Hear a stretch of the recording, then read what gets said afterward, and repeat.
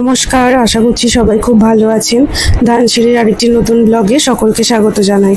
পুজো নিশ্চয়ই সবার খুব ভালো কাটছে।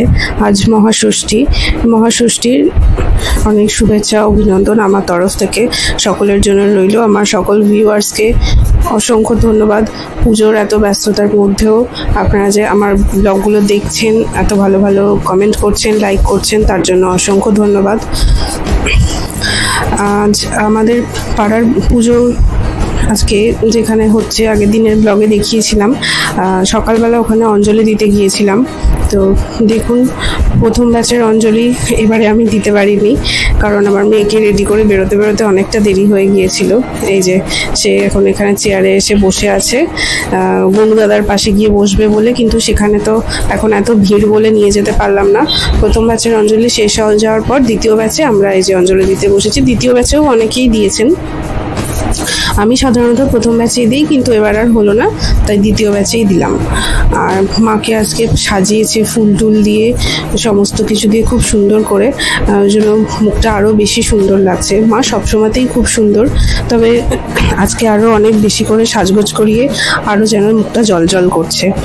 আর পুজোর কিছুটা অংশ অঞ্জলি দেওয়ার আগে যতটুকু পেরেছি ততটুকু ভিডিওর মধ্যে তুলে ধরলাম।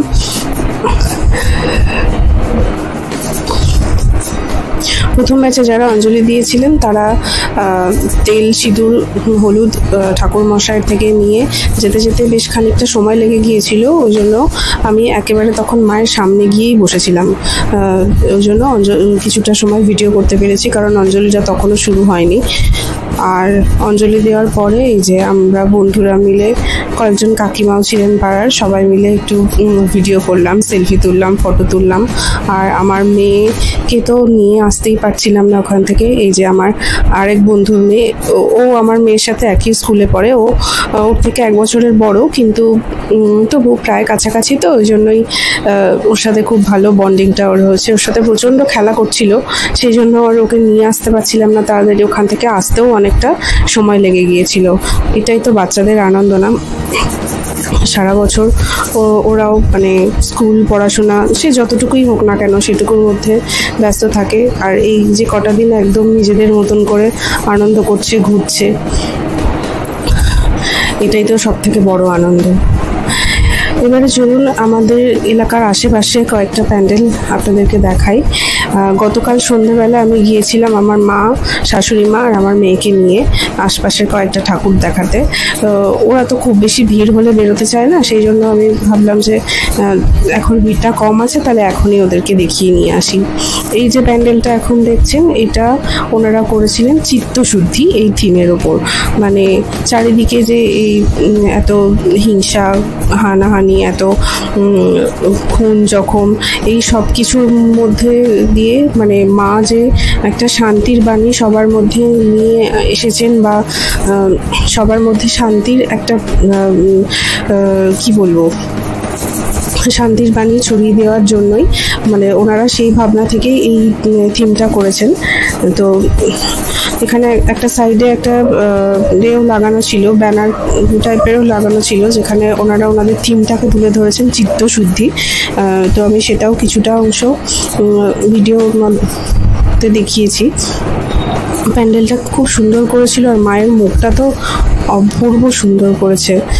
পাশে একটা ছোট্ট দুর্গা মূর্তি রাখা ছিল, সেটা মানে সেই মূর্তিটাই পুজো করার জন্য। আর যে মূর্তিটা আপনারা দেখলেন প্যান্ডেলের ভিতরে, এটা থিমের সাথে মিলিয়ে মূর্তিটাকে রেখেছে। আর এটা আর একটা আমাদের এখানকার প্যান্ডেল, বলাকা সংসদ ও পাঠাগার জায়গাটার নাম, ক্লাবটার নাম।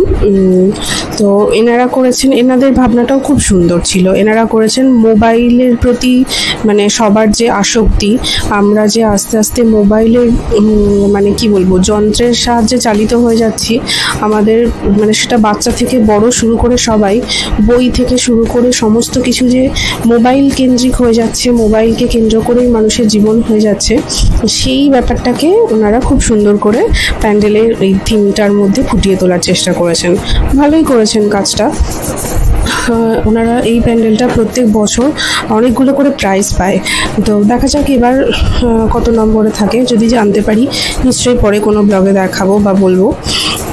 এখানেও মায়ের মুখগুলো না এবারে খুব সুন্দর করেছে, প্রত্যেকটা প্যান্ডেলেই দেখছিলাম মানে সাজসজ্জা বলুন বা একটা হয় না যে একটা দুর্গা প্রতিমা বা ঠাকুরের মুখ দেখলে একটা অন্যরকম চলে আসে। তো যতগুলো প্যান্ডেল এখনো পর্যন্ত দেখেছি প্রত্যেকটাতে মায়ের মুখগুলো অপরূপ সুন্দর করেছে।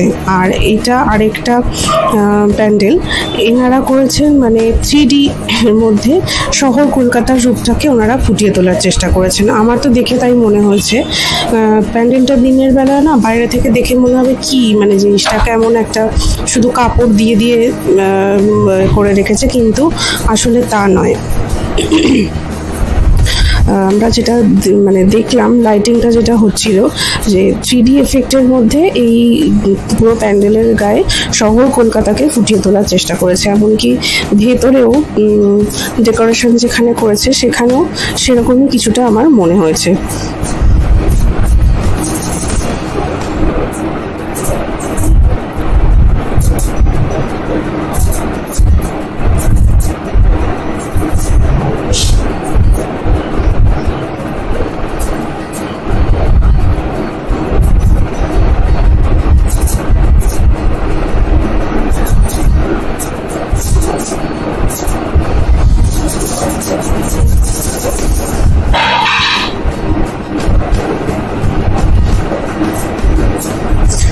এই প্যান্ডেলেও মায়ের মুখখানা খুব সুন্দর করেছে, বিশেষ করে এই যে ঠাকুরের এই যে ডাকের সাজ এইটা আমার ভীষণ ভালো লাগে।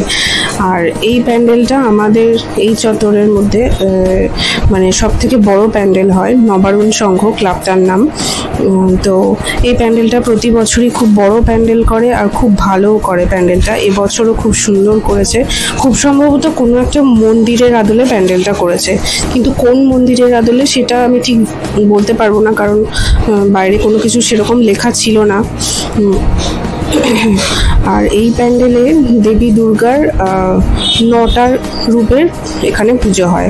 9টা দুর্গা মূর্তি মানে নবরূপে দুর্গা মূর্তিকে এখানে প্রত্যেক বছর পুজো করা হয়। আর প্রত্যেকটা রূপই খুব সুন্দরভাবে ফুটিয়েও তোলা হয় প্রত্যেক বছর। আমি ভিড়ের মধ্যে যতটা সম্ভব চেষ্টা করেছি 9টা রূপকে একটু একটু করে আপনাদের সামনে তুলে ধরার। অনেকে আমাদের এই প্যান্ডেলটাকে নবদুর্গা বলেন, নবারুণ সংঘ প্যান্ডেলের থেকে নবদুর্গা বললে অনেকে বেশি ভালো চিনতে পারেন। প্রতি বছরই আমি সেই ছোটবেলা থেকে দেখে আসছি এখানে মা দুর্গার প্রত্যেক বছর 9টা রূপকে একসাথে পুজো করা হয়।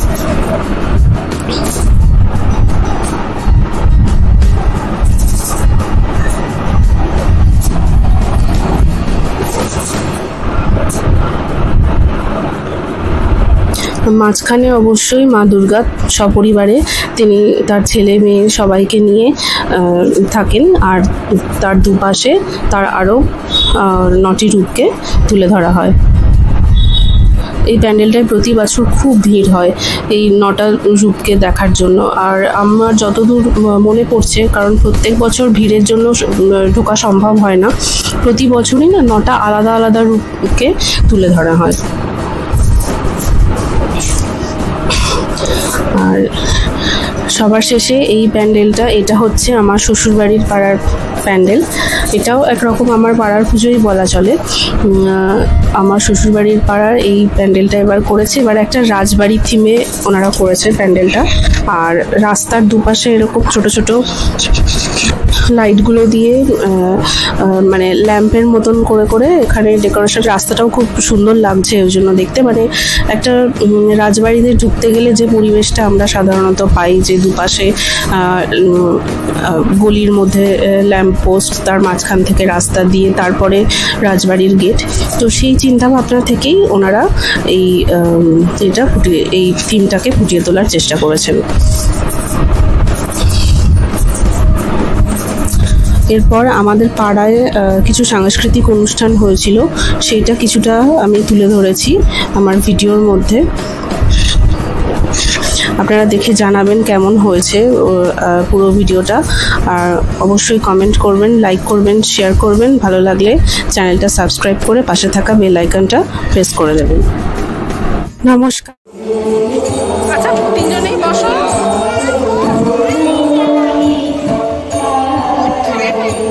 চুপচাপ বসো, ওখানে উঠবে না কিন্তু। তোরা একটু সাইড বাই যাও, একটু বসতে দে। এখানে বসো, তুমি এখানে বসো। হ্যাঁ, তিনজনে বসো।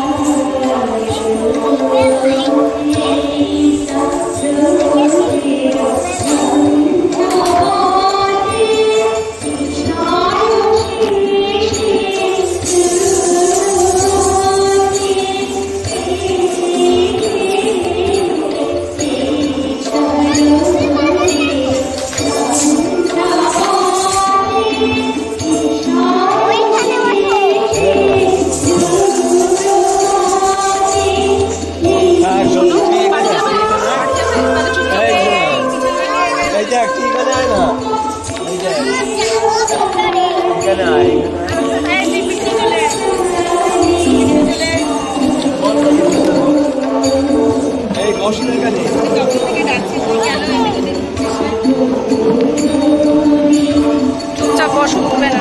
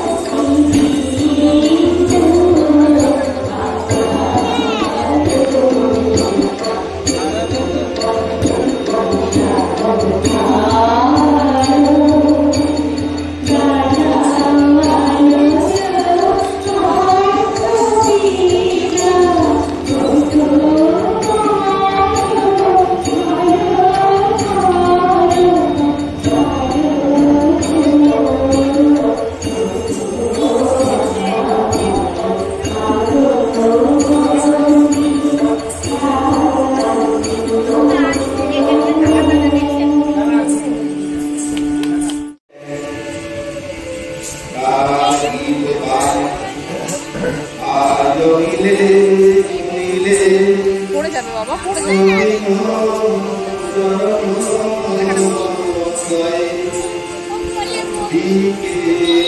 দেখো, দেখো।